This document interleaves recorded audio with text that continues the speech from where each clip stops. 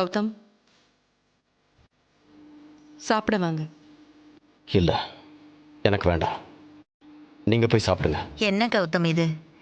என்ன நடந்தாலும் சாப்பாட்டு மேல நீ கோவத்தை காட்ட மாட்ட. இப்ப ஏன் இப்படி பண்ற? சொன்னா கேளுப்பா. என்ன கோவம்னாலும் சாப்பாட்டு மேல கோவத்தை காட்டக்கூடாதுப்பா. சாப்பிட வாப்பா. பசி இருந்தால் தானே சாப்பிட முடியும். நீங்க பெரிய பெரிய பிசினஸ் விஷயத்தையெல்லாம் டீல் பண்றவர், தனியா ஒரு சாம்ராஜ்யத்தையே உருவாக்குனவர். அப்படிப்பட்ட நீங்களே இந்த விஷயத்துல ஏன் இவ்வளோ எமோஷனல் ஆகுறீங்க? நான் எப்போவுமே ரிலேஷன்ஷிப் விஷயத்தில் கொஞ்சம் வீக் தான். மற்றது எல்லாமே அதுக்கப்புறம் தான். எனக்கு புரியுது.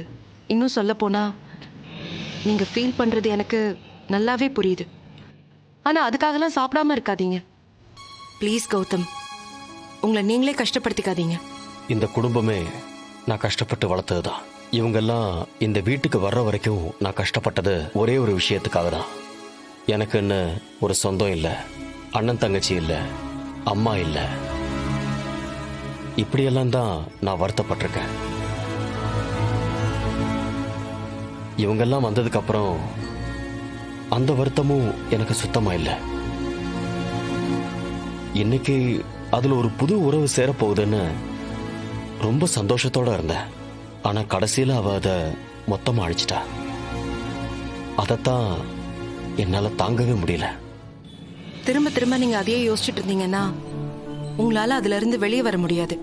சொன்னா கேளுங்க. இங்க சாப்பிட வாங்க.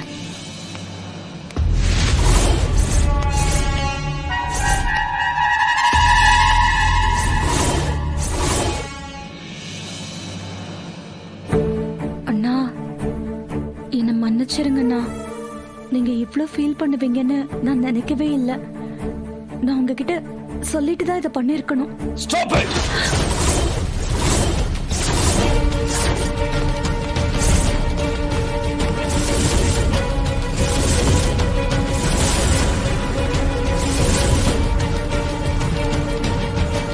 மதுமிதா, என்கிட்ட தேவையில்லாம யாரும் பேச வேண்டாம்னு சொல்லுங்க. முதல்ல போ சொல்லுங்க அவளை.